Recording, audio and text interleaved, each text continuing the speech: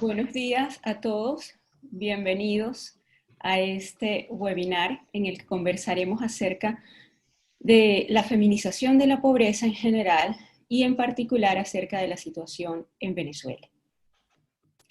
Este webinar está siendo organizado dentro del marco de la creación del capítulo Venezuela de ASAP. Antes de comenzar con el webinar, yo voy a hacer una breve introducción de esta organización internacional. ASAP son las siglas en inglés para Académicos contra la Pobreza. Académicos contra la Pobreza es una organización internacional que está conformada básicamente por académicos, por personas que trabajan en la academia, en universidades básicamente, que se enfocan en apoyar tanto investigación como docencia en temas relacionados con pobreza. Y lo que se quiere es aprovechar, tomar partido de ciertas características o condiciones que existen en la academia, tanto para describir la pobreza como para explicar problemas relacionados con ella, evaluar esos problemas y tratar de ofrecer posibilidades de solucionar estos tipos de problemas. ASAP hace esto básicamente a través de tres vías. En primer lugar, tratando de facilitar la cooperación, la colaboración, más allá de disciplinas estrictamente, también más allá de las fronteras nacionales, y además también pretendiendo ir más allá de lo estrictamente académico. Por otra parte, en segundo lugar, ASAP quiere informar a las personas sobre las discusiones que están teniendo lugar, sobre las soluciones que se están planteando y las explicaciones en relación con temas vinculados con la pobreza. Sobre todo, esta información está dirigida al público en general, pero de forma particular también a personas que puedan incidir en la elaboración de políticas públicas, en la elaboración de legislaciones, a los políticos, etc. Y la tercera vía a través de la cual funciona ASAP es tratando de apoyar y de realizar intervenciones concretas a partir de proyectos específicos, evaluando también estos proyectos de manera que se puedan mejorar. Existe una publicación en la cual ustedes podrían encontrar información específica en relación sobre cuáles fueron las ideas sobre las cuales se funda ASAP. Si ustedes están interesados en tener esta publicación, nos pueden escribir a nosotros, ASAP, el capítulo emergente de Venezuela, y nosotros con muchísimo gusto se la podemos hacer llegar. Es una publicación que se encuentra en inglés. Y pueden escribirnos al correo electrónico que están viendo en estos momentos en la pantalla. ASAP Venezuela está siendo conformada en estos momentos por personas que trabajan en la academia, todos de origen venezolano, algunos se encuentran trabajando en Venezuela y algunos en Colombia. El equipo está siendo coordinado por Johnny Antonio Dávila, que es profesor en la Universidad Pontificia Bolivariana de Colombia, y la profesora Mayda Jochevar, que es profesora de la Universidad de los Andes de Venezuela, y quien además es directora del Observatorio de Derechos Humanos de la Universidad de los Andes de Venezuela. Somos miembros además del equipo, la profesora Cristi Rangel, que es profesora de la Universidad de los Andes también de Venezuela, y es coordinadora regional de Transparencia Capítulo Venezuela, que es aliado de Transparency International. Yo, que soy María Julia Ochoa Jiménez, que soy profesora de la Universidad de Antioquia en Colombia, también hago parte del equipo, así como también Nelson Rivas, quien es investigador del Observatorio de Derechos Humanos de la Universidad de los Andes de Venezuela. Bien, ahora vamos a dar inicio a nuestro webinar. En primer lugar, quiero agradecer la asistencia de las ponentes que tenemos hoy, que son la profesora Adicia Castillo, la profesora Rosa Paredes y la doctora Carmen Ibáñez. Vamos a dar inicio entonces, en primer lugar, escuchando la ponencia de la profesora Adicia Castillo. La ponencia se llama Profundización de la pobreza femenina en Venezuela por la emergencia humanitaria compleja. La profesora Adicia Castillo es economista y doctora en Ciencias Sociales de la Universidad Central de Venezuela. Tiene más de 50 años de experiencia en estudios de género y desarrollo con énfasis en Venezuela y en América Latina.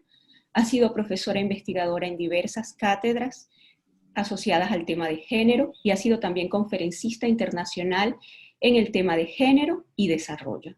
Además, es miembro fundadora y ha sido directora del Centro de Estudios de la Mujer de la Universidad Central de Venezuela, fundado en el año 1992. A lo largo de su trayectoria profesional ha recibido más de 20 reconocimientos nacionales por su destacada labor académica. Además, por su investigación en los temas de equidad e igualdad de género. Para nosotros es un gran honor contar hoy con la profesora Adicia. Profesora Adicia, usted puede comenzar. Muchísimas gracias. Bueno, muy buenos días. ¿Se oye bien?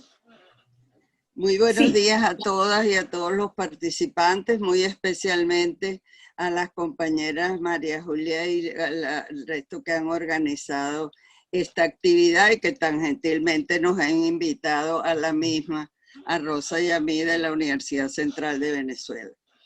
Este es un tema que tengo muchos años trabajándolo y especialmente desde inicios, sobre todo en los 90, hicimos una investigación que tenía que ver justamente con la pobreza en Venezuela y a mí me tocó trabajar el tema de feminización de la pobreza.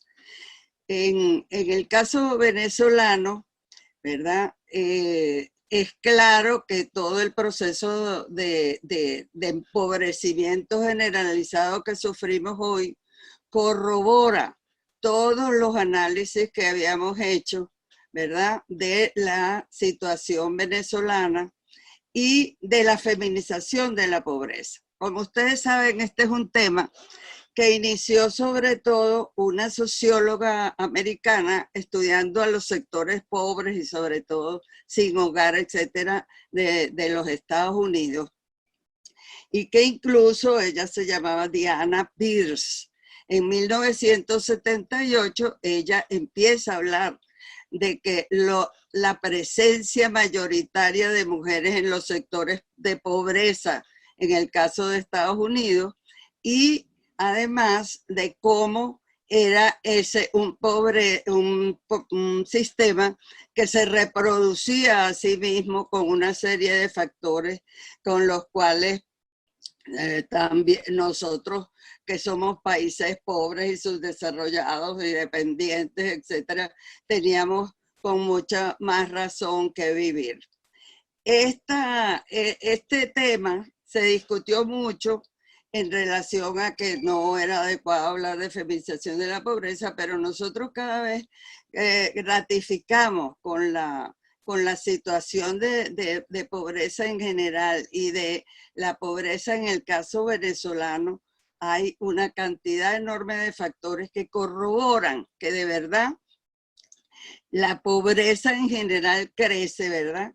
Pero particularmente crece con ella la inequidad social, y esa inequidad social por una serie de factores como son que las mujeres estamos empujadas siempre y participando en los sectores menos productivos de la sociedad, en las líneas de trabajo menos productivas y especialmente en todo lo que tiene que ver con los servicios domésticos y de todo tipo, con las ventas en las tiendas, etcétera. O sea, somos sectores, hay una segregación laboral clara que empuja a la mujer. Incluso en países como en el caso venezolano, donde las mujeres hemos accedido a niveles altos de educación, con la presente crisis y el desarrollo de la tragedia venezolana, hasta las mujeres profesionales venimos siendo gravemente afectadas porque se ha acabado virtualmente la industria. De 12.000 empresas quedan 3.000. Y así la gravedad de la crisis ha vuelto a ser presente y necesario estudiar cómo andan estos sectores empobrecidos de la población. Han salido, como ustedes saben, y no es por casualidad, 5,5 millones de personas del país, hombres, mujeres, niñas, niños, adolescentes, pero una cantidad enorme de personas con su familia, con mujeres con su familia, con sus hijos, dejando en una grave situación económica y social, incluso a las mayores de la familia, etcétera, porque se han ido hasta caminando del país. Colombia conoce muy bien esto porque ha recibido más de 1 millón de personas y realmente en condiciones dramáticas.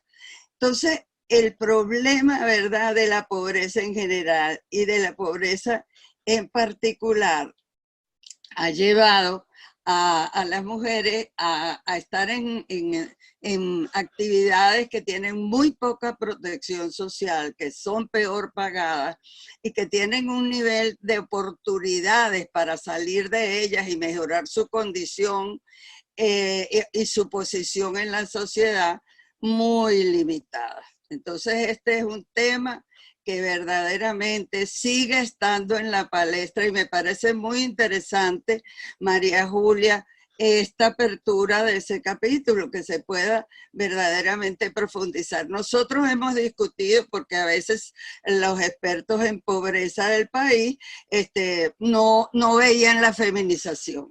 Y tuvimos nosotros, afortunadamente, en una investigación que se hizo para el Banco Mundial, que yo estaba en el Centro de Estudios de la Mujer y asumí la conducción del área de género y pobreza, y les voy a enviar ese material porque revisándolo, yo creo que no hay un solo punto que no se haya no solo expresado en la realidad, sino profundizado, como decíamos, con la situación venezolana actual, que no es una crisis normal, pasa justamente y ha llegado a lo que se denomina una emergencia, ¿verdad?, humanitaria compleja.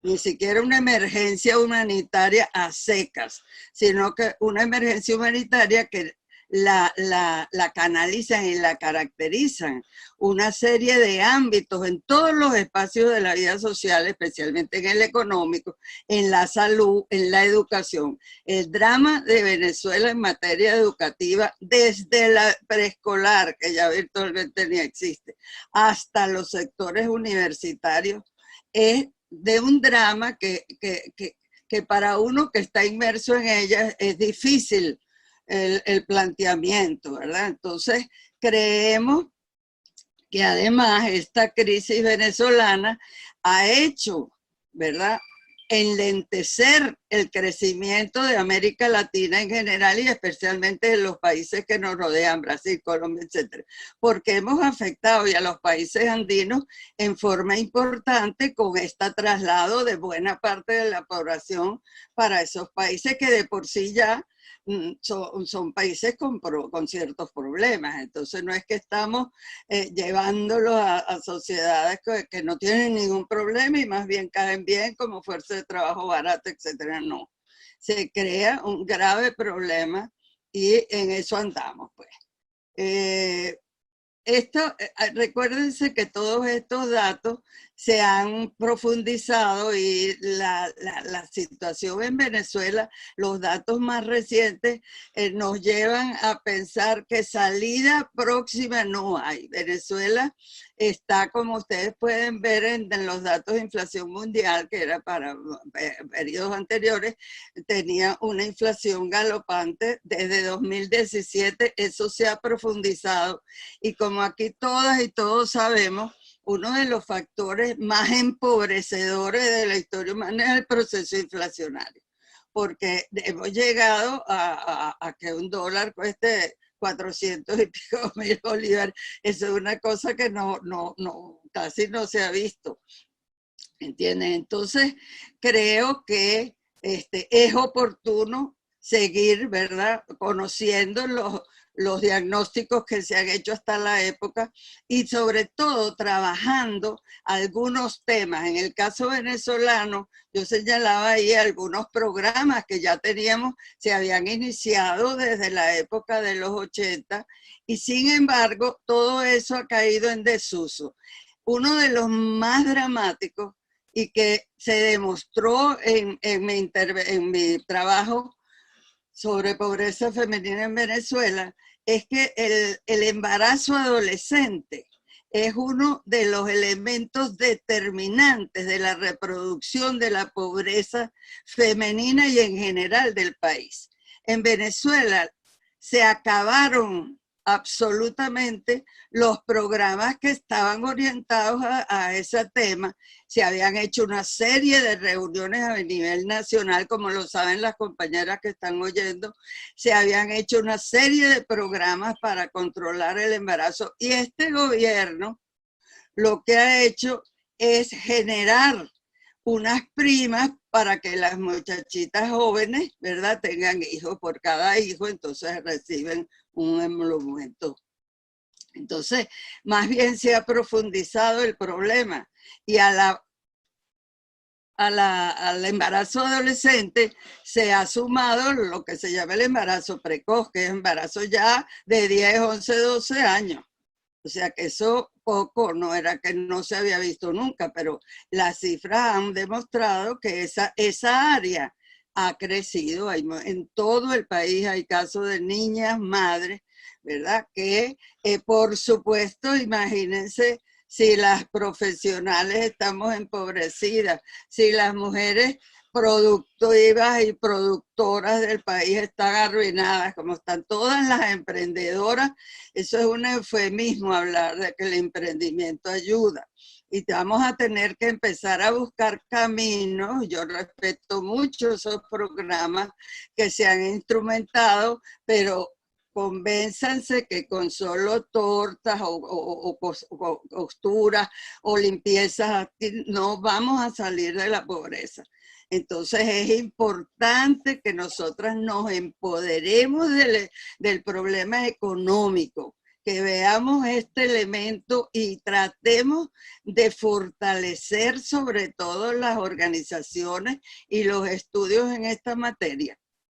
Porque hasta ahora, como les digo, programas de mujeres es casi inútil, porque a los 3 días los dejan de instrumentar o tienen menos recursos que la mayoría de los otros programas, y por lo tanto no adelantan, no sacan a grupos de mujeres en la pobreza. Nosotras mismas, y Rosa es una testigo de eso activa, porque es una de las facilitadoras de esos programas en sectores bien empobrecidos de la población de Caracas. Bueno, mira, saben lo que significa esto, y uno va y da curso y la mitad está lleno de muchachitas bellas y jóvenes, ¿verdad?, con sus niños en los brazos, o en programas que son especialmente para la lactancia materna, y entonces ellas aprovechan y comen también, porque uno de los problemas es que las mujeres trabajadoras, yo misma he oído en Abasto gente hablando con los hijos por teléfono: no, mijo, cómase lo que tiene ahí en la casa, no me espere, no me guarde. Eso lo he oído, que virtualmente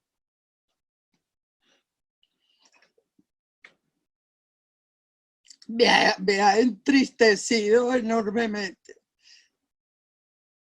Perdone. Bueno, creo, entonces felicito y saludo la brillante idea de que nos suben a ese proyecto. Encantada. Hay una cantidad buena de personas que trabajan estos temas aquí y que efectivamente están interesadas en seguir ampliándolo para que las propuestas se hagan cada vez más eficientes, cada vez más eficaces, ¿verdad? Y garanticemos por lo menos que no se agrave más el problema. Estamos, bueno, en eso, pero las últimas encuestas, sobre todo, ustedes saben que se está realizando ya hace varios años. Ha habido 3 encuestas que se llaman de condiciones de vida, también se las mandaremos.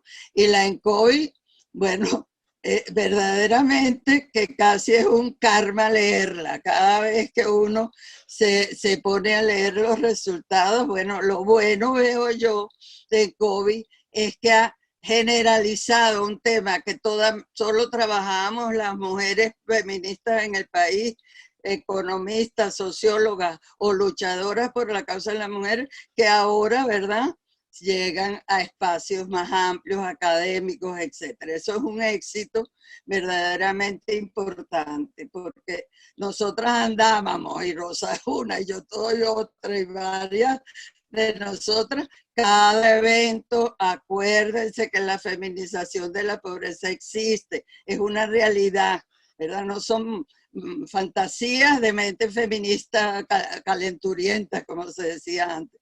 No, no, no. Yo creo que es un problema y me saludo pues esta iniciativa y por supuesto con gran cariño y con gran dedicación vamos a ayudarlas a que esto nos ayude también a nosotros, ¿verdad? Porque como les digo, oficialmente se han cometido errores muy graves con esas ayudas a las muchachas jóvenes y lo que se ha hecho es solidificar uno de los temas que siempre por el que siempre me he luchado, que es garantizar, por lo menos disminuir a niveles sociales el embarazo adolescente y la vida de las jóvenes, etc. Aquí se agrega un elemento grave. Allí está la caracterización de lo que es, ¿verdad? Este drama de la emergencia humanitaria compleja y vamos a garantizar, ¿verdad? Entonces, que eso se profundice en la investigación, que nos pueda permitir ya acceder y hacerla conocer más hasta ahora. Bueno, les agradezco enormemente de verdad esto, porque a veces me he sentido como economista un poco solitaria en esta lucha contra la feminización de la pobreza, y Rosa es otra que también ha estado muy ligada, o sea, que verdaderamente agradezco la oportunidad y les voy a hacer llegar todos los materiales que tenemos, ¿verdad?, para que ustedes los conozcan y entonces nos puedan incluso ayudar en la apertura de nuevas líneas de investigación de las que ustedes estén más empapadas, porque aquí comprar un libro ahorita un profesor que gana, ¿verdad?, aunque titular no llega a $10, entonces figúrense lo que está pasando con las nuevas bibliografías. Por suerte, los medios ayudan y han ayudado en el conocimiento de bastante materiales sobre esta problemática y permiten que además todos ustedes y la población conozcan los esfuerzos que se hacen en esta materia y en torno a la pobreza en general, desde las universidades especialmente, a pesar de las graves condiciones económicas, sociales que estamos viviendo como universitarios. Pero es tal la otra que ni se nos pasa por la cabeza, ¿verdad? Los penares que pasamos nosotros, porque el drama es verdaderamente bueno, no creo que tengamos que insistir más. Yo quería solo, para terminar, decirles, no sé, para terminar la exposición, que hay algunos datos que verdaderamente es increíble. O sea, de la misma en COVID ya se deduce, ¿verdad?, que el problema, Venezuela ha perdido varios años del índice de esperanza de vida al nacer. O sea que ya yo estoy por encima, estoy con un bojote de años regalado, porque todo lo que era hasta los 80, que era la esperanza, ya eso bajó. Entonces es verdaderamente muy dramático y creo que las expectativas de la economía venezolana no son para mejor en absoluto, sino todo lo contrario. Yo tenía por aquí incluso una notica que quería, unos datos que daba Asdrúbal Oliveros, que es un economista joven nuestro, analista de Focus Económico, que dice que este año, ¿verdad?, la economía va a contraerse a todo lo que les estamos contando y les vamos a enviar un 24,1%. El consumo privado se va a reducir a 27,9% y la inflación se piensa que va a cerrar en 2.535%. con un tipo de cambio que ahorita es de 400.000 y ahora terminará, según estos datos, en casi 1.000.000 de bolívares por dólar, en 979.119 bolívares por dólar. Imagínense a lo que nos va a llevar eso, a los salarios tanto de los profesores como de toda la población en Venezuela. Es una cosa verdaderamente que esta drama de la emergencia humanitaria compleja está lejos de resolverse en Venezuela. Y en ese sentido hacemos un llamado a los organismos internacionales, a todos los organismos, tanto públicos como privados, a tener en cuenta eso en la solidaridad internacional, porque no para uno tanto, ¿verdad? Que ya tuvo años en los cuales por lo menos tienes habitación, tienes algunas comodidades, pero esta población sumida en la pobreza no tiene lo que tuvimos nosotros, que pobres salimos con la educación universitaria, ¿verdad? Grandemente extendida. En el caso venezolano, logramos salir de sectores muy pobres. Muchas de nosotros nacimos en eso y hemos logrado, ¿verdad?, seguir en los estudios, participar, conocer el mundo, criar a nuestros hijos, ¿verdad?, con una serie de comodidades, y espero que esos hijos también se incorporen a esta lucha por garantizar mejoría para los sectores más pobres del país. No sé si quieren... ¿Está bien, María Julia? ¿El tiempo estoy bien? Perfecto, muchísimas gracias, profesora. Yo creo que, sí, yo creo que no podemos sino agradecerle no únicamente por la presentación que nos ha hecho hoy, sino por su labor de tantísimos años, su lucha que ha mejorado muchísimo durante mucho tiempo y que lamentablemente ahora se enfrenta a unas barreras muchísimo más altas que nunca. Muchísimas gracias por estar ahí, por seguir. A ustedes por esta oportunidad verdaderamente valiosa. Gracias. Yo quiero recordarle a los participantes que pueden escribir sus preguntas, ir escribiendo en el chat, y entonces, profesora, al final vamos a recoger las preguntas. Perfecto.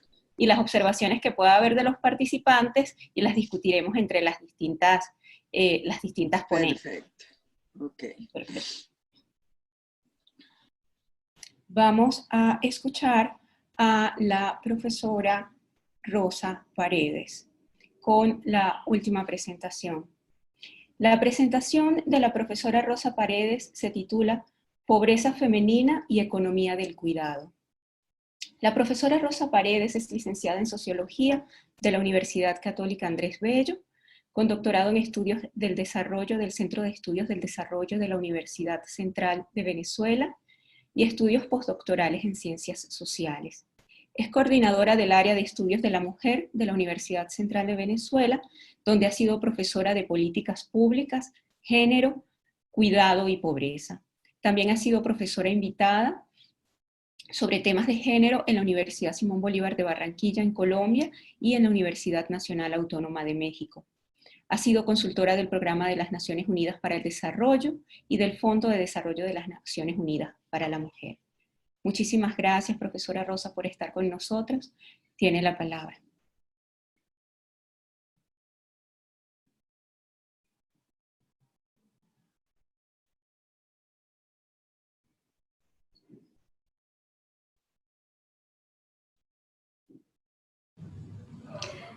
Gracias por la presentación. Estoy teniendo problemas con la conexión, dicen que está muy lenta y no sé si puedo activar el video. Voy a tratar.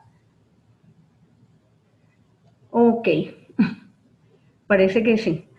Bueno, quiero empezar agradeciendo la invitación a esta actividad. Agradezco al Observatorio de los Derechos Humanos, Universidad de los Andes, y especialmente a la profesora María Julia Ochoa por su atenta invitación para esta actividad. El tema que que voy a abordar es el tema de la pobreza femenina y la economía del cuidado. Bueno, sigo teniendo problemas y voy a dejar nada más que el audio, voy a quitar el video. Ok. El tema que voy a abordar es el de la pobreza femenina y su vinculación con la economía del cuidado. Creo importante, María Julia, si podías poner la primera lámina. Si no puedes, intento yo.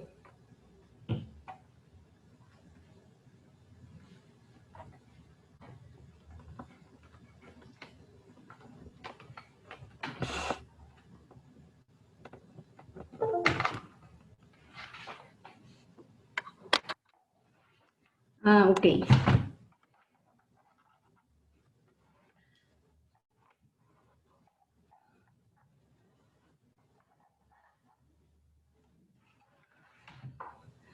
Ok, María Julia, gracias. Y entonces pasamos inmediatamente a la segunda lámina.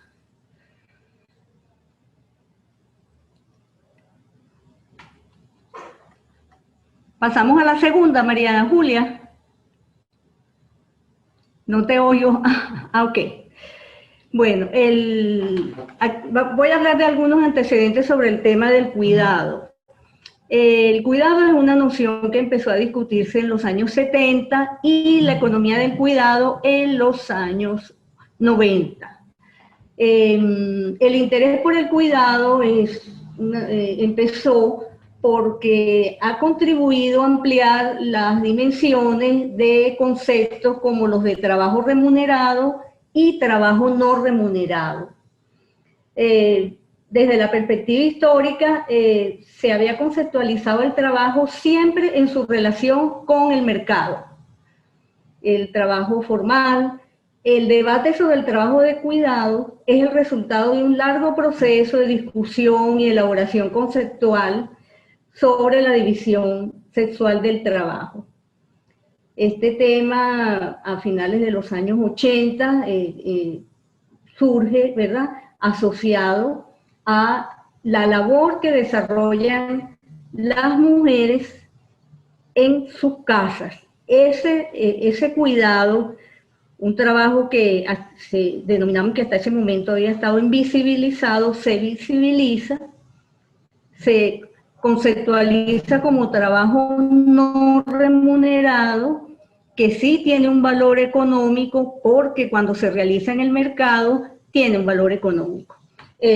Entonces la contribución principal de estas nociones es que cuando hablamos del trabajo de cuidados que realizan fundamentalmente las mujeres en los hogares, cuando hablamos de ese trabajo en los hogares pobres, ese trabajo las empobrece. Y hay mediciones desde la economía del cuidado propuestas para medir ese trabajo que realizan las mujeres, el tiempo que le dedican, tiempo que impide que tengan acceso a trabajos remunerados, así como igualmente un trabajo que les impide tener otras oportunidades.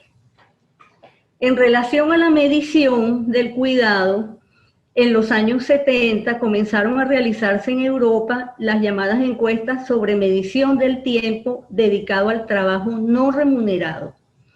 En América Latina esto se inició en los años 80. En la actualidad, alrededor de 18 países de la región están realizando estas encuestas con diversas herramientas metodológicas. En general, estas encuestas se realizan en los países a nivel nacional, y estos 18 países las realizan con regularidad, las realizan a nivel nacional y las realizan con mujeres pobres y no pobres. Aquí en Venezuela, en el municipio Sucre, la Asociación Venezolana para una Educación Sexual Alternativa, AVESA, realizó esta investigación. Yo participé como investigadora principal en dos en 2 parroquias del municipio Sucre, municipio conocido por ser, albergar, ¿verdad?, la mayor parte de la población pobre, conocido como uno de los municipios en el que habitan más pobres en el país. Yo le pediría ahora a María Julia que me pase a la otra lámina para ver la investigación. En esta investigación nosotros trabajamos con una encuesta de la CEPAL que se llama Clasificación de Actividades de Uso del Tiempo para América Latina. Entrevistamos a más de 100 mujeres, sin embargo, fueron elegidas para la entrevista 98. De la encuesta Cautal, nosotras seleccionamos estas variables, ¿verdad? Datos de las encuestadas, habitantes del hogar en relación a las encuestadas, trabajo remunerado de ellas, y medimos 14 actividades domésticas no remuneradas y de cuidados en el hogar. Hicimos la pregunta, ¿cuánto era ese tiempo antes de la cuarentena y con la cuarentena? Las actividades, las variables que medimos fueron estas 14, ¿verdad? Rápidamente preguntamos sobre el tiempo que se dedica para cocinar, para limpiar, lavar, y pasamos a variables que tienen que ver con dar de comer a menores de edad, ¿verdad? De 0 a 5 años, de 6 a 11 y de 12 a 17. ¿Por qué esta división? Porque los hogares en los que hay menores de 0 a 5 ameritan más atención, son más dependientes. De 6 a 11 continúa la dependencia, pero no es tanta como con el primer grupo, y de 12 a 17 ya hay más autonomía, pero sin embargo siguen siendo menores que necesitan cuidado. El tiempo dedicado a ellos en darle comida se midió. También se midió el apoyo en las tareas a los mismos 3 grupos de edad, de 0 a 5, de 6 a 11 y de 12 a 17. Se midió también llevar el tiempo dedicado a llevarlos y recogerlos de la escuela a estos 3 grupos de edad. También trabajamos la variable de apoyo a miembros del hogar, tiempo dedicado a ellos, miembros de 18 a 59 años y el apoyo a miembros del hogar mayores de 60 años. Ahora pasamos a ver los resultados. Esta es una lámina de una infografía de toda la investigación.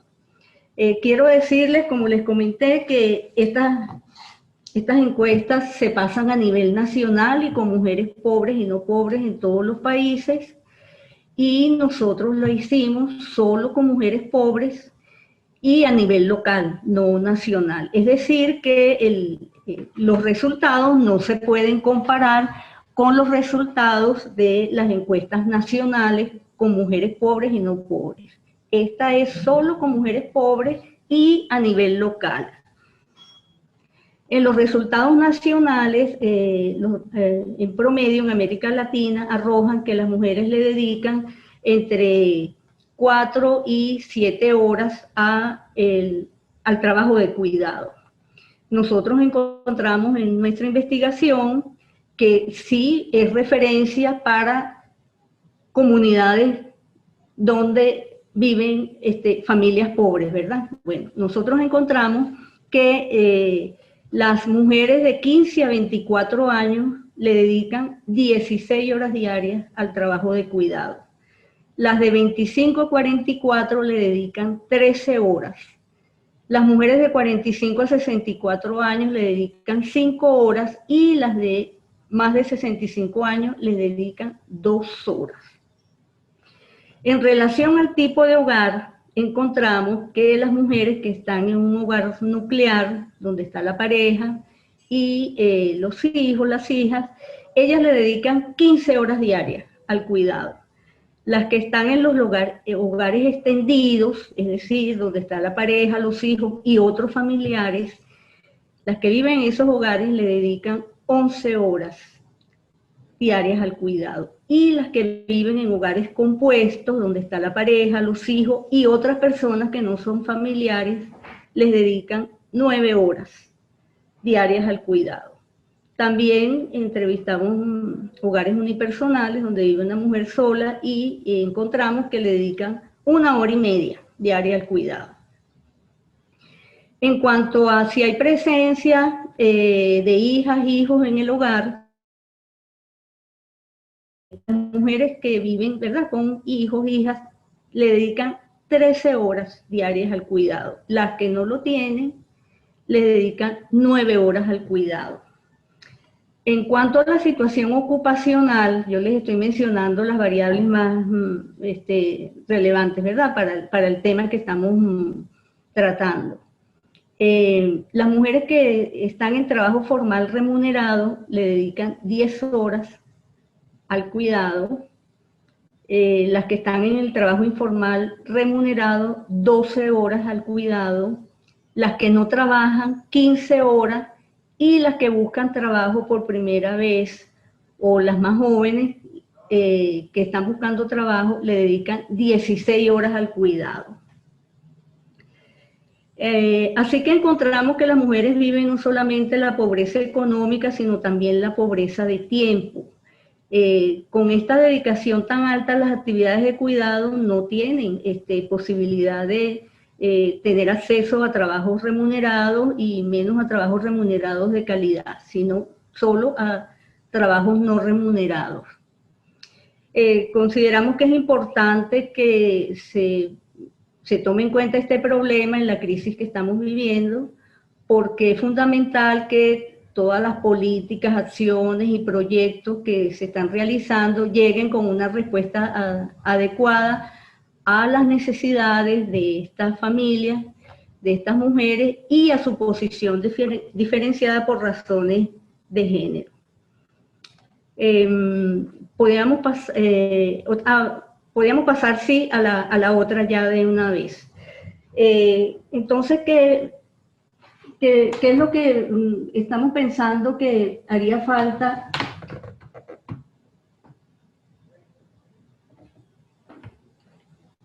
Tomar en cuenta, no solamente en desafíos a las políticas públicas, sino en acciones, programas y proyectos que se están realizando por organizaciones internacionales y nacionales no gubernamentales. Identificamos 3 áreas, ¿verdad?, de desafíos a políticas y acciones. Vamos a hacerle una breve reseña a las que se hacían antes de la pandemia, las políticas de transferencias económicas. Luego, en la pandemia, las políticas de empleo para las mujeres pobres, servicios de cuidado y corresponsabilidad del cuidado. Y después de la pandemia, las que tienen que ver con la organización social del cuidado en la reactivación económica. En una breve referencia a las políticas antes de la pandemia. En nuestro país y en toda la región latinoamericana se están realizando políticas dirigidas a disminuir la pobreza en los hogares mediante transferencias económicas, bonos, subsidios para las madres de familia. Estas políticas han sido evaluadas desde la perspectiva de la economía del cuidado como medidas que no fomentan ni la corresponsabilidad familiar ni la corresponsabilidad social del cuidado, que más bien consolidan el cuidado como responsabilidad de la madre, situación que vimos antes que las empobrece. En su evaluación, si bien estas políticas exhiben logros en el consumo de alimentos, al dejar de recibir el subsidio, las familias regresan a la pobreza. Realmente estas políticas ayudan a sobrevivir, pero no sacan de la pobreza. Las políticas de cuidado, las nuevas políticas de cuidado que se están proponiendo, exigen, ¿verdad?, la corresponsabilidad social del cuidado, no solamente a cargo del Estado, del sector privado, sino de la sociedad civil y de toda la institucionalidad. Lo que se propone es que el cuidado sea un tema de toda la sociedad. En la pandemia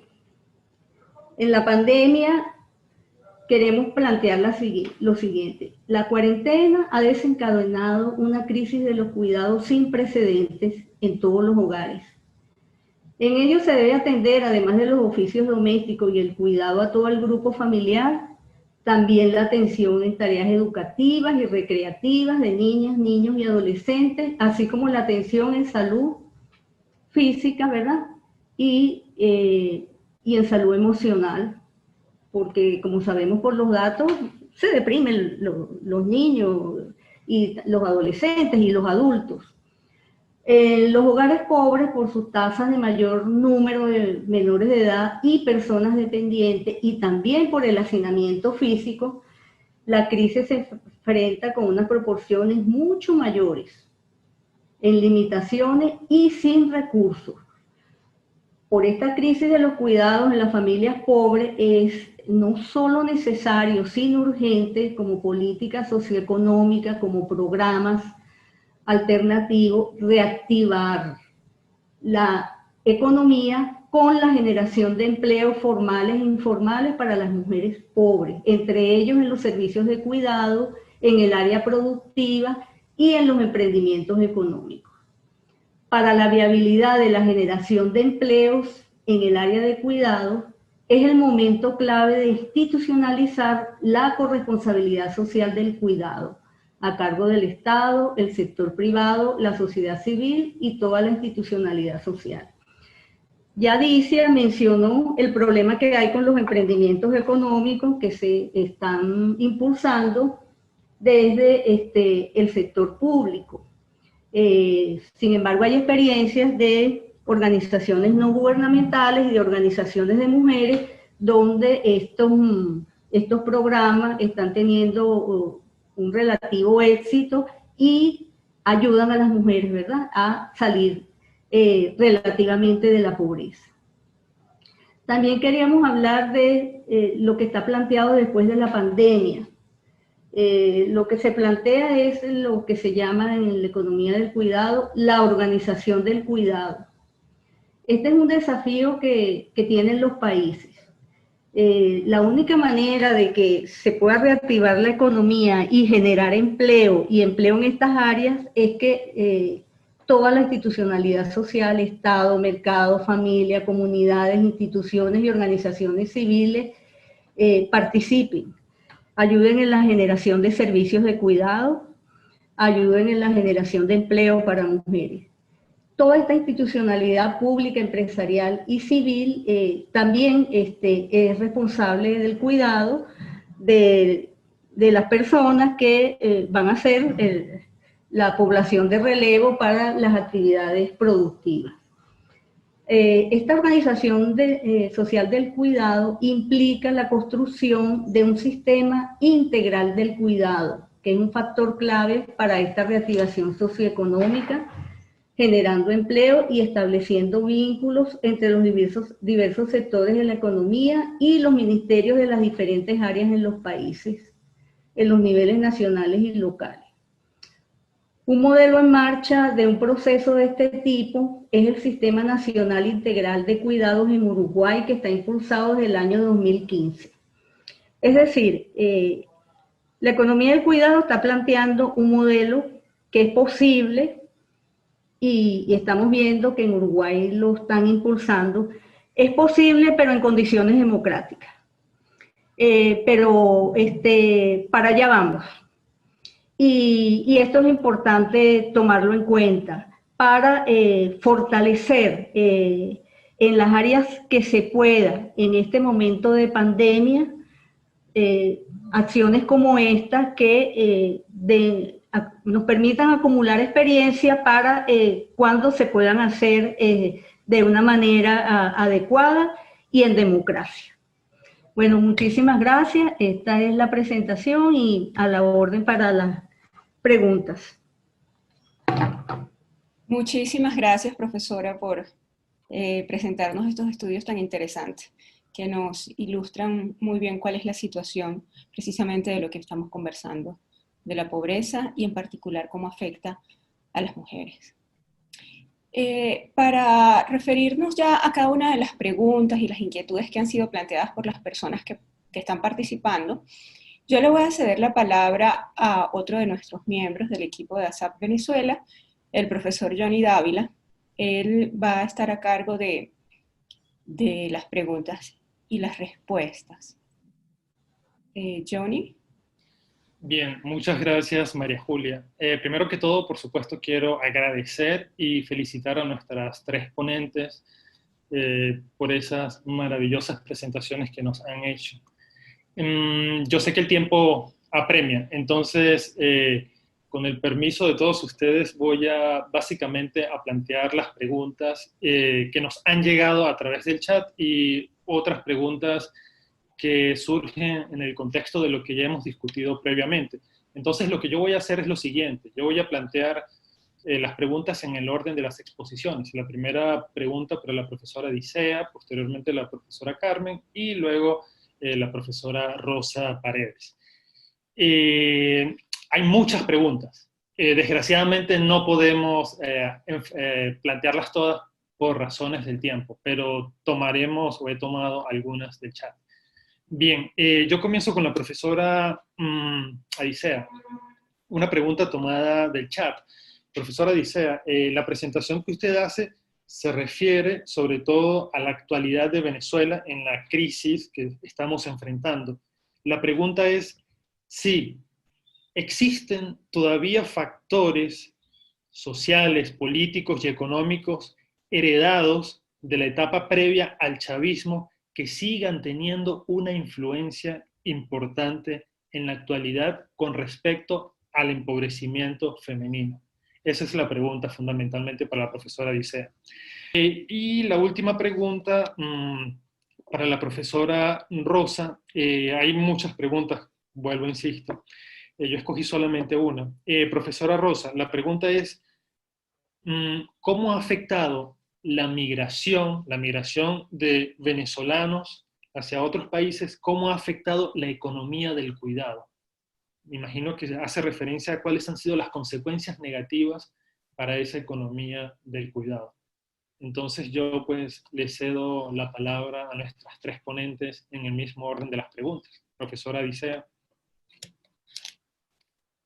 Ajá. Fíjese, muchas gracias, Johnny, por su pregunta, porque me permite decir que de verdad en Venezuela se habían hecho algunos avances con el desarrollo industrial importante, no solo de PDVSA y de los sectores de la industria básica, sino también en el sector industrial en general, y habíamos logrado, ¿verdad?, que empresas y oficinas, etcétera, tuvieran siempre atención a los hijos de los trabajadores, en muchos casos. Claro, había algunas como la Fundación Polar que casi eran universidades, pero la mayoría tenía obligatoriedad de garantizar espacios sobre todo para los hijos de sus trabajadores más pequeños y en algunos casos garantizaban apoyo a más altos niveles incluso. Sin embargo, como les decía, la destrucción de las 2/3 partes, de 12.000 industrias, apenas quedan 3.000, y las 3.000 en muy malas condiciones, se imaginará que estos elementos se han empobrecido enormemente, se han disminuido enormemente.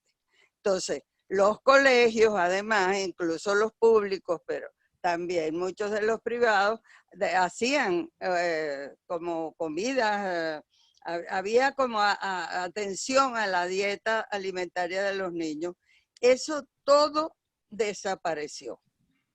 Yo me imagino que lo único será la Polar con lo que le queda, pero la mayoría de esos sectores están absolutamente empobrecidos, aparte de que los programas oficiales del vaso de leche escolar, había comedores, ¿verdad?, en las escuelas grandes y todo, que se atendía a los niños. Imposible, nada de eso existe. Y lo digo con mucha claridad porque conozco gente que tiene los niños de las muchachas que les trabajan en las casas y todo, un desastre. No con el COVID-19, sino con el deterioro económico del país, ¿entiendes?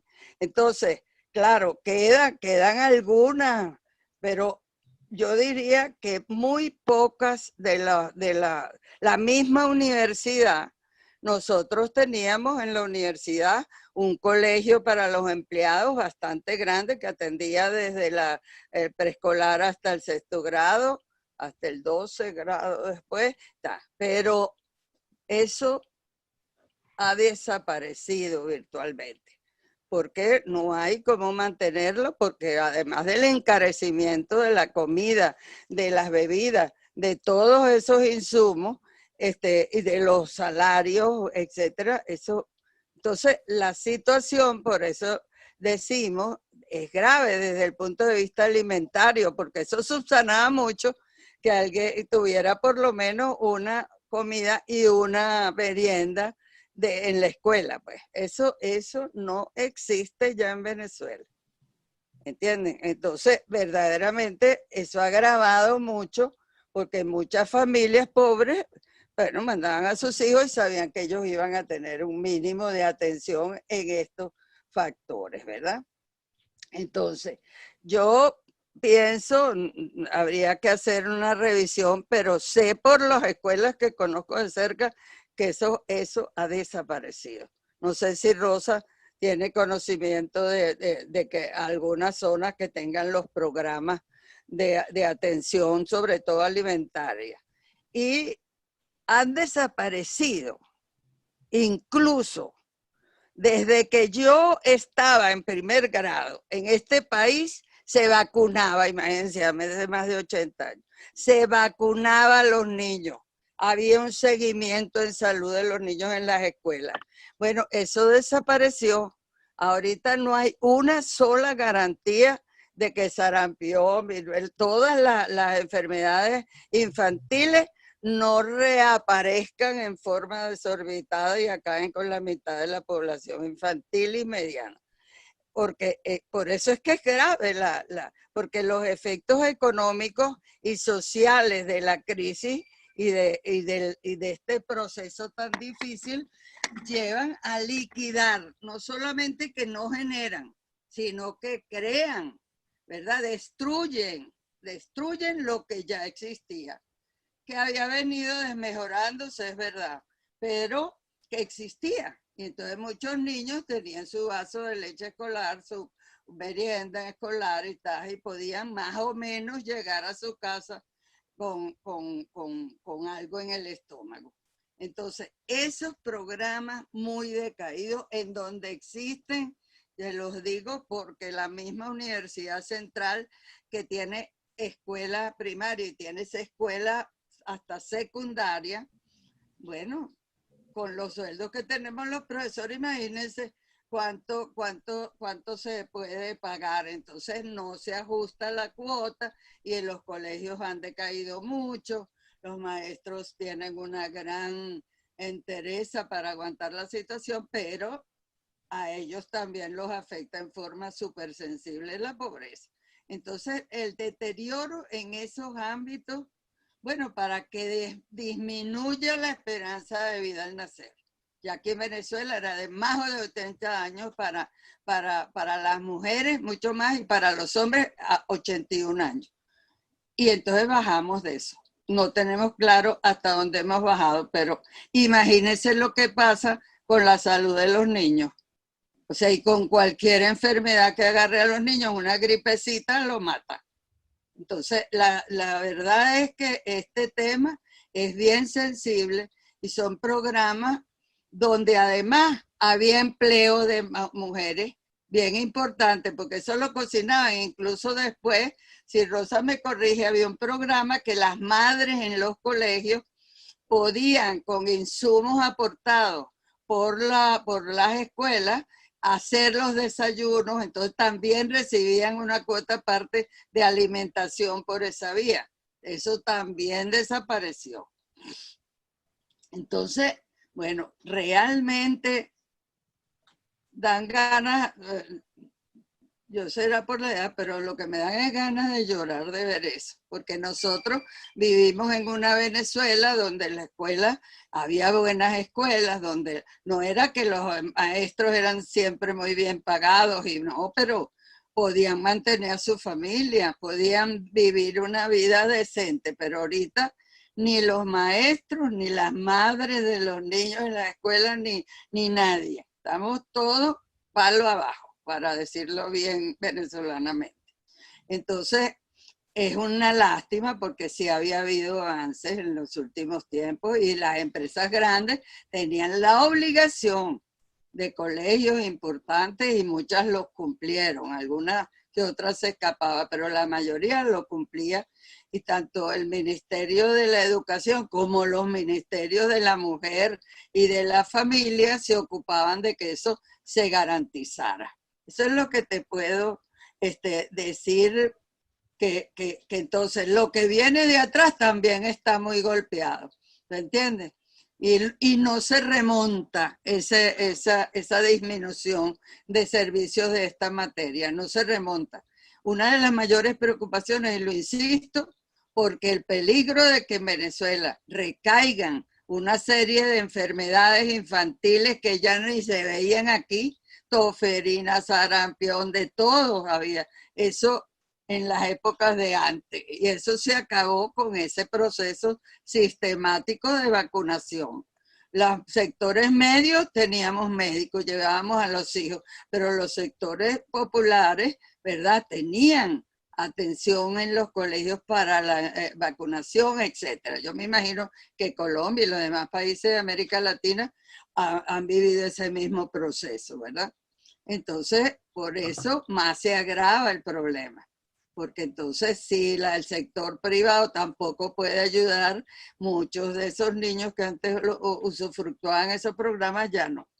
Entonces, muy golpeada la cosa. No sé, Rosa, si quieres decir algo más de eso.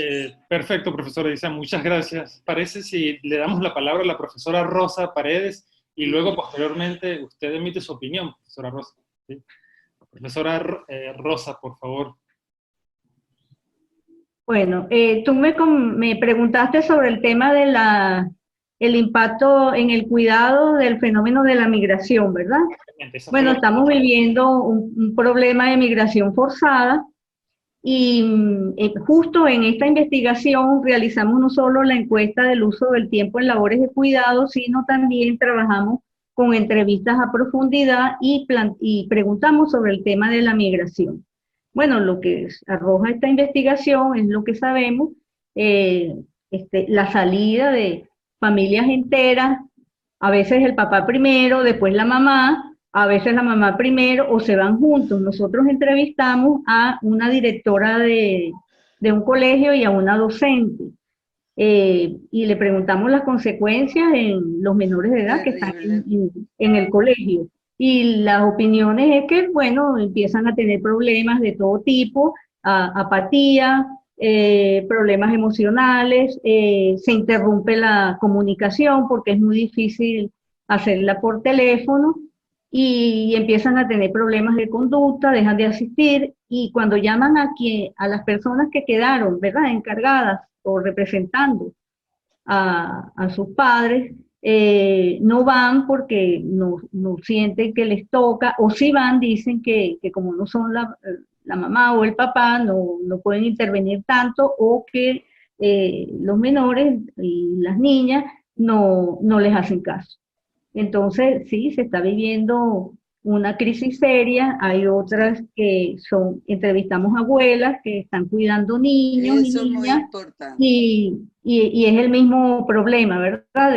Del manejo de esa pérdida que sienten los niños, las niñas que tienen, y la actitud de la persona que está con ellos, en este caso si son las abuelas, que también tienen problemas de salud. O sea que sí hay un impacto bastante crítico en la familia que se queda, sobre todo si son población menor de edad. Ahora, a mí también me gustaría comentar algo de que me preguntaron si el número de horas que yo dije era diario o semanal. Es diario. En las encuestas en Latinoamérica, con mujeres pobres y no pobres, y encuestas a nivel nacional, el promedio de horas es desde 4 horas diarias hasta 7 horas diarias. Promedio a nivel nacional de todo un país, y mujeres pobres y no pobres. Nosotros lo hicimos a nivel local, solo con mujeres pobres. Y el promedio es, como vieron, entre 13 y 16 horas. Dedicados. Eso quiere decir que ahí no hay tiempo para buscar trabajos formales, no hay tiempo para dedicarse a la salud, porque si de las 24 horas del día estás 13 o 16 en labores de cuidado, bueno, lo que te queda son unas horas para dormir y quién sabe para qué otra actividad que no tenga que ver con el cuidado esté libre. Por eso la insistencia en que si eso era empezando la pandemia, que fue cuando hicimos la investigación, Sí. eso fue del 15 de mayo al 15 de junio, ya van a ser 6 meses, se ha intensificado la pobreza. Bueno, ¿cómo están esos hogares ahorita? ¿Cómo están esas mujeres? Entonces, por eso la insistencia en que se tome esta nueva categoría de análisis, que es el cuidado, se tome en cuenta cuando se analiza la pobreza, cuando se hacen proyectos, políticas y programas, que se tome en cuenta si la mayoría, en todos los países, la mayoría de la población pobre son las mujeres. Y entre las mujeres, las más pobres son las jefas de hogar. Entonces, si se quiere terminar con la pobreza o reducirla, los programas tienen que atender esta situación de cuidado, esta sobreresponsabilidad que tienen las mujeres que les impide salir de la pobreza, que las mantiene. Y hay programas que institucionalizan el cuidado, es decir, institucionalizan la pobreza, porque ya se probó suficientemente que está vinculado empobrecimiento a mayor tiempo y horas de cuidado. ¿Qué quiere decir eso? ¿Que no se va a cuidar? No, sí se va a cuidar, pero es toda la sociedad la que tiene que cuidar. Al Estado le toca una cuota de servicios de cuidado. A las empresas, incluso por ley del trabajo, les toca también una cuota de servicios de cuidado, como tiene la universidad, su servicio de cuidado y su servicio de educación para menores, para niños y adolescentes de las personas que trabajamos allí. Todas las instituciones tendrían que tener esa figura. Eso es lo que se llama responsabilidad social del cuidado. Asumir eso. Si no, vamos en esta crisis, además de que estamos perdiendo tantas cosas, ¿verdad? Estamos retrocediendo en pobreza. Si vamos a profundizarla con medidas que no tomen en cuenta el cuidado, esto no se va a solucionar nunca. Entonces, hacemos un llamado a que esto lo difundamos, porque aquí hay varias cosas que hacer. Quien coordina programas, quien tiene influencia en toma de decisiones, que comunique, porque todos los organismos internacionales ahorita lo están sacando en sus boletines. El problema de la intensificación del trabajo de cuidado de las mujeres, entonces los efectos en su salud y el problema del aumento de la violencia de género. Entonces, por lo menos llamar la atención, ¿verdad? Y quien toma decisiones sobre proyectos, ¿verdad? Por la crisis comunitaria y en comunidades populares, que no repita el modelo, porque muchas acciones humanitarias, entonces trabajan con las mujeres, pero sí siguen con trabajo con las mujeres no remunerados. Entonces se repite y no se toma en cuenta. Entonces, habría que hacer las dos cosas, ¿verdad? Repartir las labores de cuidado a nivel familiar y a nivel social, y que las mujeres que están viviendo esta situación tengan toma de decisiones cuando se vayan a diseñar las acciones, para que el impacto ayude a salir de la pobreza realmente, porque la pobreza institucionalizada, además ayuda a la reactivación económica, liberándoles tiempo de cuidado para que puedan tener tiempo para actividades no remuneradas. Perfecto, muchas gracias, profesora Rosa. Profesora. Mientras la mujer es más pobre, está más atrapada en las labores de cuidado. Y yo también comparto el planteamiento de la profesora Carmen de lo que hay que denunciar, pero también quería señalar que la verdad que estamos en una época donde ya no podemos hablar del feminismo, sino de los feminismos. Hay una diversidad. hay una diversidad de movimientos y de posturas feministas, ya no es una posición hegemónica, lo cual no quiere decir que en algunos centros académicos eso suceda, pero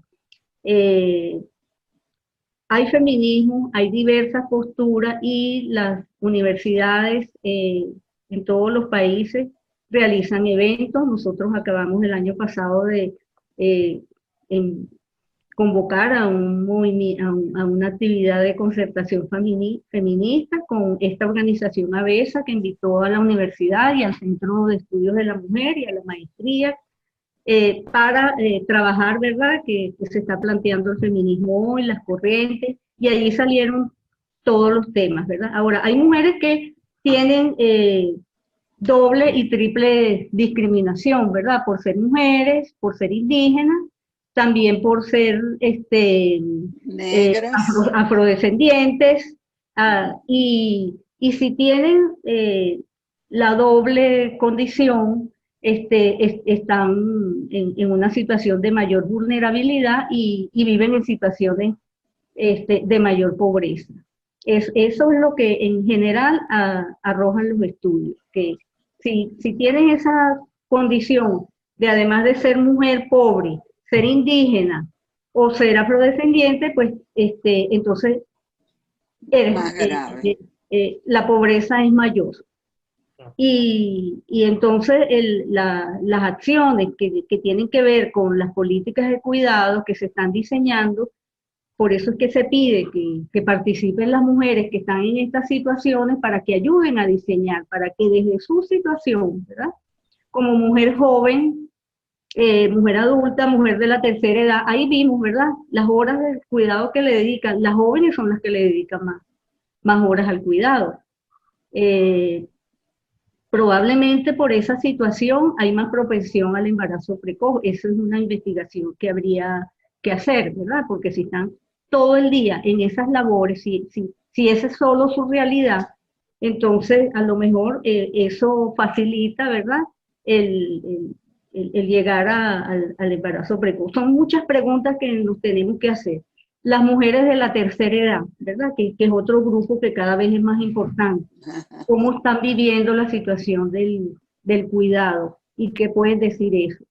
Bueno, y en los países que tienen altos niveles de migración también, nosotros porque estamos expulsando gente, pero quienes están yendo y forman parte de eso que se llaman las cadenas globales de cuidado, llegan también con otra condición, pobres y migrantes. Entonces también llegan con labores de cuidado, remunerados y no remunerados, que no están en condiciones de... Así que lo que se propone desde la economía del cuidado es no solamente terminar con esta desigualdad de género en las tareas de cuidado, sino también con la desigualdad social, con la pobreza. Con esta crisis y con la pandemia ha aumentado tanto la desigualdad social como la desigualdad de género. Y esas políticas no son de que primero hago una cosa y después la otra. O sea, primero la reactivación y el crecimiento económico y después lo demás vendrá por añadidura. No, ya hemos aprendido que eso no es cierto, que eso se tiene que hacer a la vez, simultáneamente, que la misma política de cuidado genere empleo, porque hay un sector económico en el cuidado que puede ser impulsado y que desde la política económica se genere servicios de cuidado. Es un trabajo que tiene que hacer la gente que diseña las políticas, que tiene que consultar, ¿verdad?, a quien trabaja en el área de cuidado, a la población que está viviendo esta situación, para diseñar qué actividad realizar para que las mujeres se liberen del tiempo de cuidado, para que existan servicios de cuidado y para que pueda tener acceso al trabajo remunerado. Ese es un reto y esa tendría que ser como la columna vertebral de la reactivación económica. Si no se toma en cuenta esta situación de cuidado, la reactivación económica va a ser muy parcial y va a reactivar lo de siempre con las limitaciones de siempre. un éxito mayor sería que el sector cuidado sea el generador, la clave de la reactivación económica, el área central. Y eso es posible en este momento por la crisis de los cuidados. Perfecto, profesor. Perfecto. Entonces, bueno, hay varias preguntas. Yo formularía una pregunta que sería para las tres, que la formularon aquí en nuestro chat. La pregunta es la siguiente. ¿Qué tan necesario es la democracia o un sistema democrático para disminuir la feminización de la pobreza? Es decir, ¿es la democracia un requisito necesario, un prerequisito para enfrentar el tema de la pobreza femenina? Yo creo que esa pregunta sería para los tres. Bueno, digo, yo creo que sería muy importante las políticas para eso, pero más importante creo es que los hombres planificadores, responsables en general de las políticas de todo tipo, más que las mujeres, ¿verdad? Y sobre todo de las económicas, vayan cambiando la visión, ¿verdad? Machista, patriarcal que tienen. Porque muchos de estos problemas que saben que existen, como yo les decía, la pobreza aquí en Venezuela se ha trabajado bastante porque ya tenemos bastantes en esta situación. El deterioro no es reciente, tenemos 20 años en esto. Y hasta muy recientemente en la misma ENCOVI, que lo hacen las 3 universidades más importantes de Caracas, no se trataba el tema de género. O sea, nosotras desde el Centro de Estudios de la Mujer, desde las organizaciones de mujeres, vivimos en eso. Afortunadamente Antonio Guterres hizo un llamado a los hombres para que se incorporen porque esta lucha es de la mitad de la sociedad. Pero no excluye a la otra mitad, que son nuestros hijos, nuestros maridos, nuestros amantes, etc. Entonces, este es un problema social de vastas dimensiones que tiene que estar en las políticas. Entonces, tiene que estar las políticas de pobreza. Si la mayor gente que está en pobreza somos las mujeres, tiene que atender eso. Pero cuando no tienen visión de género, tú lo ves inventando programas tras programas de otro tipo y no van al centro del problema.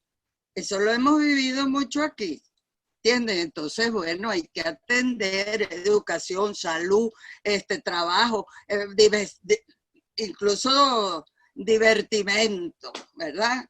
Reposo, descanso. Con esa visión de que nosotros no tenemos...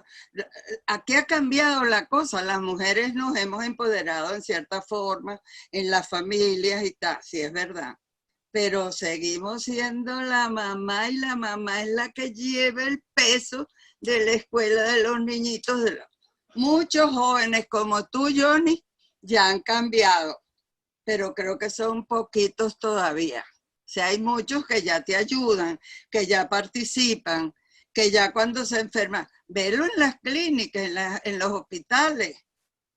Tú vas a un hospital donde están los niños internos y ahí no hay un papá, no pasan ni a llevarle un café a la mujer. Esa es una realidad. Esa es una tarea entonces de cuidado ergo de las mujeres.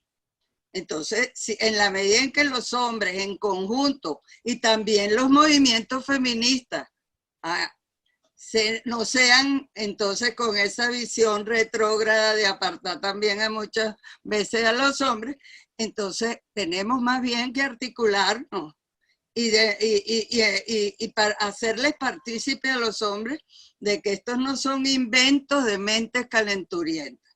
El feminismo tiene siglos tratando de desbaratar el patriarcado. Y los avances existen, pero todavía no son de 100%.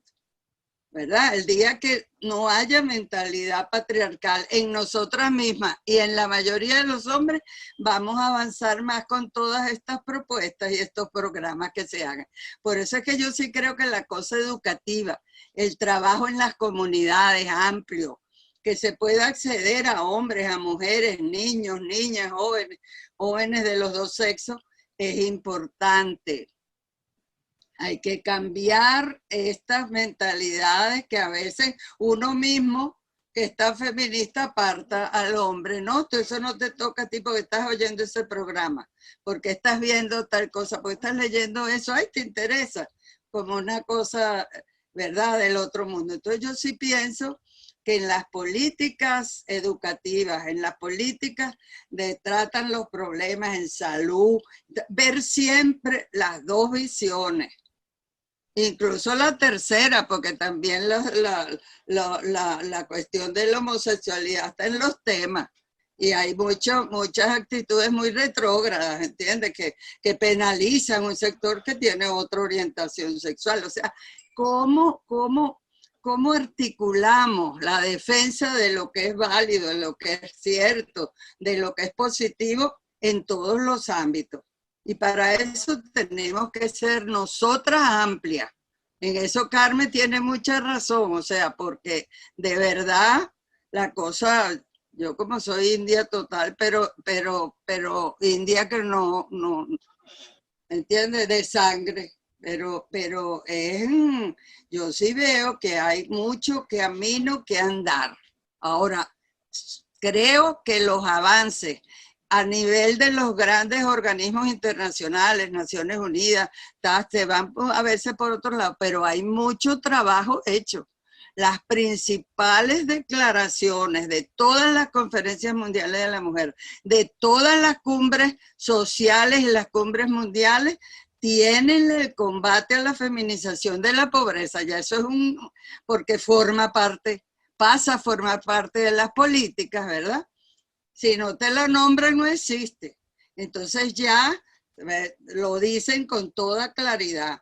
Las metas para el milenio, todo eso ya, la pobreza femenina mayor, la carencia de servicios para atender las necesidades en estos campos, ya existen, están ahí. Entonces, el problema es cómo nos empoderamos, hombres y mujeres, padres y madres, hermanas y hermanos. Eso no es un problema de las muchachas o de los muchachos, no, ¿verdad? Sino un problema social que debemos atender todos como sociedad. Y en eso estamos todavía un poco lejos, porque de verdad hay mucha gente que no les interesa, pero a pesar de que viven rodeados de pobres, no es su problema, y mucho menos si son las mujeres, ¿entiendes? Entonces yo sí creo que hay camino por andar, pero creo también que hay un camino andado valioso.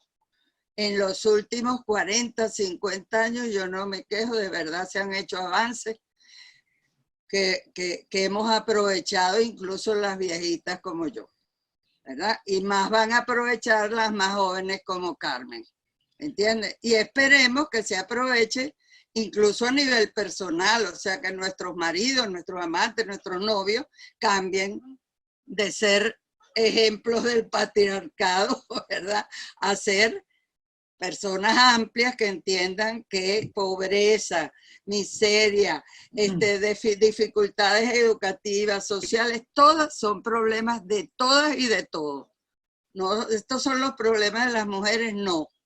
Porque nosotros no somos extraterrestres, nosotros somos mujeres de todo el mundo, ¿verdad? Y somos la mitad de la población. Yo creo que desde el punto de vista institucional eso ha avanzado, porque como te digo, las grandes conferencias han asumido estos problemas como centrales en el desarrollo, en la economía, en la salud, en la educación. Entonces ya eso yo lo veo, que vengo desde hace tiempo y no veía mucho eso, ahora lo veo y me contenta. Pero tiene que ampliarse para acabar con las discriminaciones de cualquier tipo. Gracias, profesora Rosa, por favor.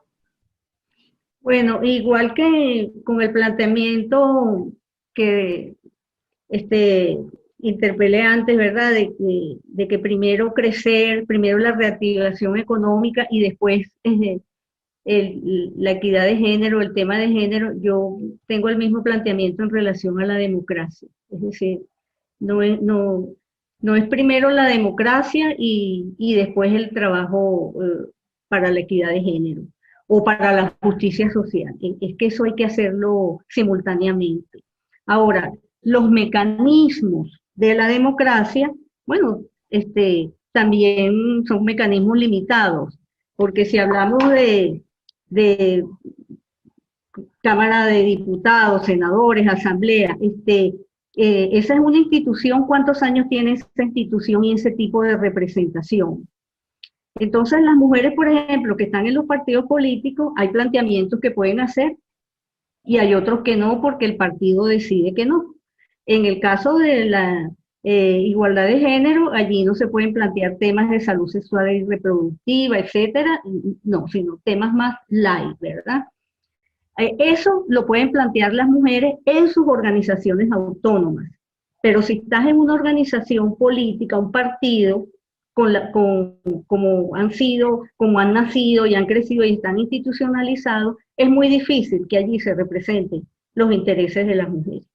Aquí hemos tenido pruebas, yo creo que la única vez que se puso de acuerdo el partido de gobierno y el partido de oposición fue una vez que le quitaron el porcentaje que habíamos logrado de paridad para las elecciones, para participar las mujeres. Se pusieron de acuerdo y lo quitaron, con el tema de que no debe ser por ser mujer, sino por mérito. Pero es que hay tantas mujeres con mérito como tantos hombres y siempre eligen a los hombres. Pero si nos quedamos en la representatividad que existe, eso es un círculo vicioso. La democracia la tenemos que ampliar, y ampliarla es también ampliar los órganos de representación. Por supuesto que hacen falta los partidos políticos, pero allí también, en esos ámbitos de representación democrática, también deberían estar los movimientos de las mujeres. Y entre esos movimientos, los distintos, porque hay distintos movimientos y distintos enfoques feministas, deberían de estar todos representados, así como deberían de estar representados todos los grupos que son discriminados, que tienen problemas de justicia. Para eso es la democracia, ¿verdad? Para que exista igualdad y libertad. Para que eso sea posible, necesitamos también otra institucionalidad. Pero repito, en el corto plazo, en el caso de Venezuela, que queremos que se amplíe la democracia, queremos que se llegue a la democracia, que no la tenemos, allí tenemos que trabajar no solo primero para la democracia y después por las mujeres. No, eso, repito, hacerlo conjuntamente. Y hacerlo conjuntamente es tomar en cuenta las opiniones de las mujeres, las opiniones de las representantes de organizaciones de mujeres, la diversidad que hay, como la opinión de todas las personas que están sufriendo, ¿verdad?, problemas de justicia. Eso es mi reflexión. Democracia con justicia de género. Y justicia social. Muchas gracias, profesora. María Julia, tienes la palabra. Muchas gracias. Bueno, no me queda más que agradecer a todas las personas que han participado hoy, y por supuesto muy especialmente a las ponentes. Gracias Carmen, gracias Adicea, gracias Rosa por estar con nosotros y habernos hecho pensar tantas cosas, y además traer tantos datos importantes, información importante para poder tomar nuestras propias decisiones y juzgarla. Creo que las decisiones que nosotros tomamos de forma individual y los juicios que nosotros hacemos de forma individual son sumamente importantes también, y por supuesto no desplazan, sino que impulsan el actuar colectivo. Muchísimas gracias nuevamente, y con esto cerramos el webinar.